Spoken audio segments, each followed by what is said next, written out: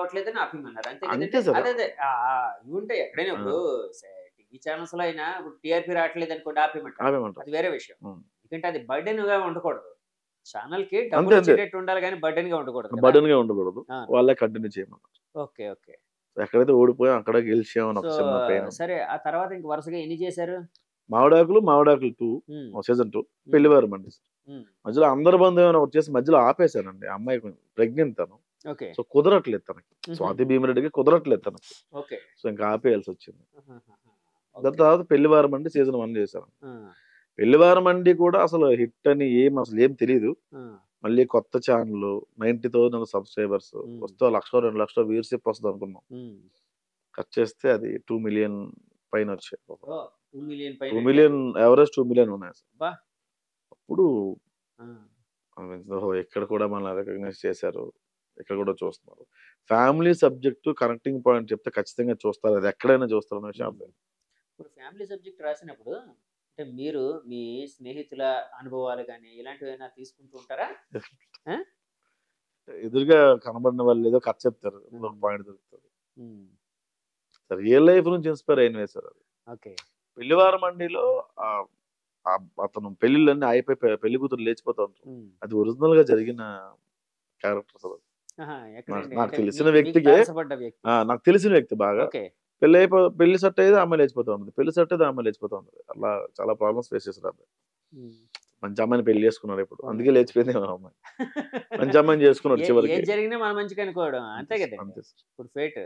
అంతే. ఏదైనా మన సో, మంచికి. అలా అనుకోవడంలో మంచి హ్యాపీనెస్ కూడా ఉంటది. అంతే సార్. సో, ఆ క్యారెక్టర్‌ని తీసుకొని ఆ! డెవలప్ చేయాల్సొచ్చింది.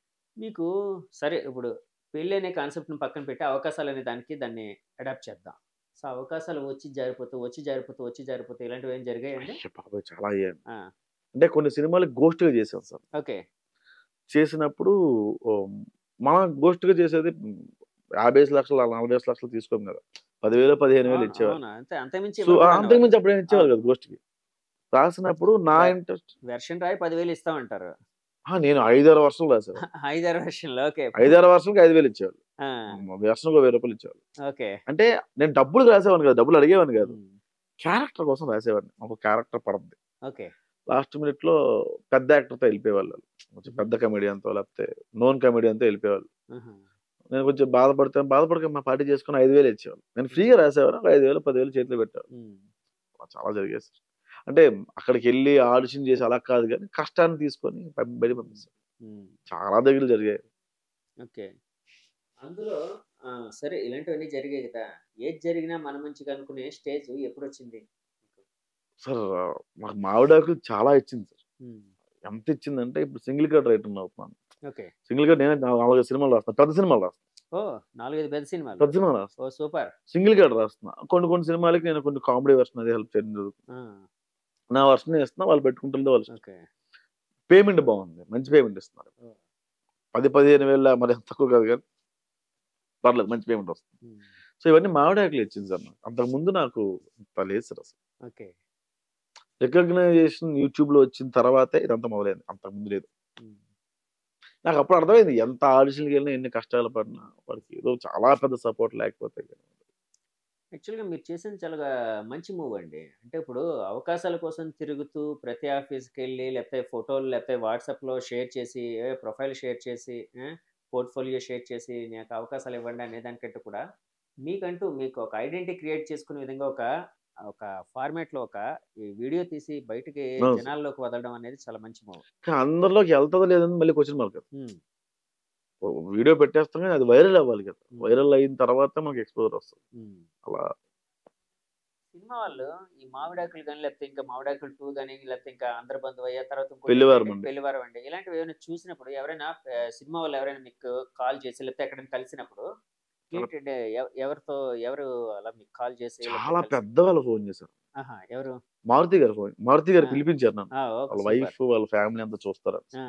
'సాహో' డైరెక్టర్ సుజిత్. 'సుజిత్' ఇప్పుడు 'ఓజీ' తీస్తున్నారు. అవును. ఆయన పిలిచి నా వైఫ్ నీ ఫ్యాన్ ప్రసాద్ నేను 'ఓజీకి' ఓహ్! రాస్తా అని అడిగారు. ఆ! తర్వాత నాగవంశీ గారు. సితార అంటే మంచి 'సితార ప్రొడ్యూసర్ పిలిచారు. నాగవంశి' గారు. ఇప్పుడు సందీప్ అని 'దిల్ రాజు' గారి దాంట్లో డైరెక్టర్. ఆయన ఫోను చేసి ఆయన క్యారెక్టర్ ఫుల్ అని చెప్పారు. ఓహ్! అలా చాలా చాలా పెద్ద పెద్ద వాళ్ళు చేశారు. ఆ! సుదర్శన్, నెల్లూరు సుదర్శన్ మెసేజ్ పెట్టారు నాకు. ఆ! బాగుంది మీ వీడియోస్ చూస్తున్నాను.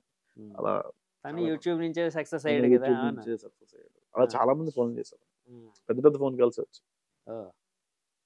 సో, అంటే కష్టాలనేవి ఉంటాయి, సుఖాలుంటాయి అన్నారు కదా ఇందాకల.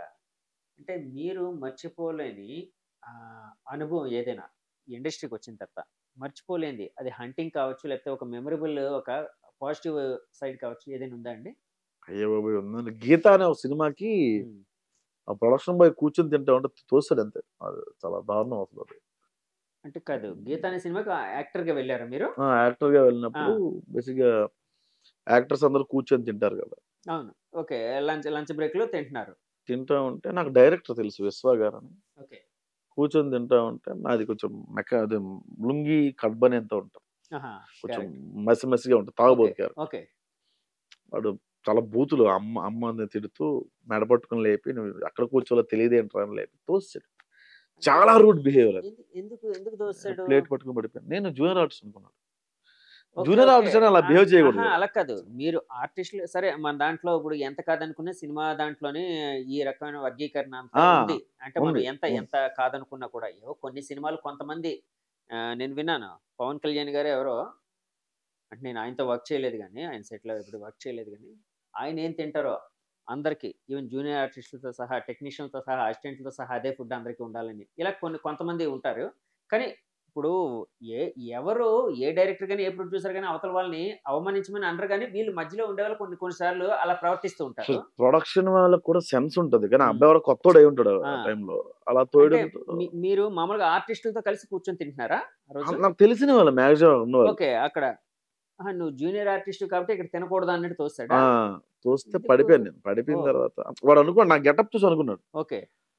నేనెళ్ళి జూనియర్ ఆర్టిస్ట్ లైన్‌లో నిలబడి వాళ్ళు చాలా హ్మ్. ఏదో ఇచ్చారు తిన్న తర్వాత ఇది ఉదయం జరిగింది. హ్మ్. మధ్యాహ్నం టైంకి ఆ డే అంతా షూట్ నా మీదే ఉండే. హ్మ్. మధ్యాహ్నం టైంకి డైలాగ్స్ అన్ని నా మీదే ఉన్నాయి. హ్మ్. చాలా స్పీడ్‌గా చెప్పేసాం. హ్మ్. డైరెక్టర్ చాలా ఇంప్రెస్ అయ్యాడు. హ్మ్. ఇంప్రెస్ అయిన తర్వాత మధ్యాహ్నం భోజనానికి కూర్చున్నప్పుడు ఎందుకు మళ్ళీ తోసేస్తాడేమో హ్మ్. అని చెప్పి ఒక ప్లేట్ పట్టుకొని జూనియర్ ఆర్టిస్ట్ లైన్‌లోకెళ్ళిపోయా. ఓకే. వెళ్ళిపోతే వచ్చి ఇలా పట్టుకున్నాడు. మళ్ళీ ఎవరు భయమేసింది. ఆయన ఆ ఆయనే. కుర్రోడే ఆ ఆ! అబ్బాయి. భయం ప్రొడక్షన్ బాయ్. భయమేసింది. ఆ! మళ్ళీ తోసేస్తాడ్రా బాబు. సారీ సార్ మీరు పెద్ద ఆర్టిస్ట్ అని తెలీదు అన్నాడు. పెద్ద ఆర్టిస్టా? ఓహో! డైలాగ్ చెప్పిన ఆర్టిస్టా? ఓకే. ఓకే అనుకున్నా. ఓకే. అంటే మీ గెటప్ చూసి ఎవడో అనుకున్నా అసలు. కానీ ఓ అలా ముష్టోడిలా తోసేయడం కనిపించాను నేను అంటాడు కొంచెం. ఆహా! తీసుకెళ్ళి కూర్చొనిబెట్టి చికెన్ అది ఏసి పెట్టాడు భోజనం. చాలా పెయిన్‌ఫుల్ మొమెంట్. తోసేయడం అనేది కరెక్ట్ కాదు కదండీ. ఎవరైనా అన్నం తినేటప్పుడు అసలు ఇంకోటి క్యాస్ట్ ఒకటి చాలా మంది చూసారు సార్. ఆ! క్యాస్ట్ అనేది మీరు ఎదుర్కొన్నారా? అన్ అంటే క్యాస్ట్ అని కాదు గానీ, మనకి రెడ్డు, నాయుడు ఇవి కాదు మనం. హ్మ్. ఈ బ్యాచ్.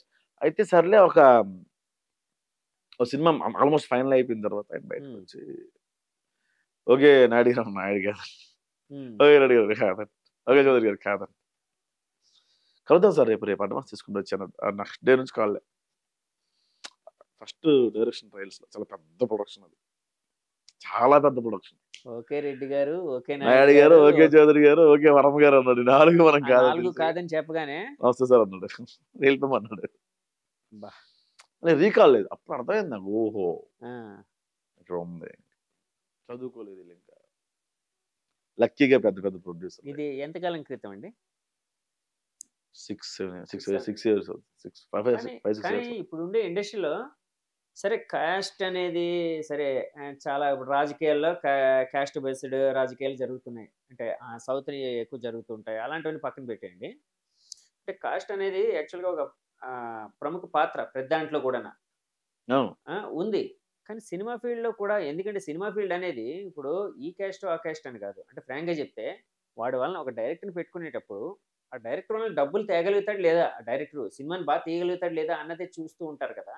సో, అలాంటిది అంటే ఇప్పుడు మీరు ఎదుర్కొన్నానన్నారు 6 ఏళ్ల క్రితం. అవును. ఇప్పటికి ఏమైనా చేంజ్ అయినట్టు ఏ ఏమైనా చి అనిపిస్తుందా? లేకపోతే యాస్ ఇట్ ఈజ్ అలాగే ఉందనిపిస్తుందా? ఇప్పుడొస్తున్న యంగ్‌స్టర్స్ ఎవరైతే డైరెక్టర్‌లు అవుతున్నారో హ్మ్. వాళ్ళు మనకి క్యారెక్టర్‌కి తన రిక్వైర్మెంట్ అనేది చూస్తున్నారు తప్ప, హ్మ్.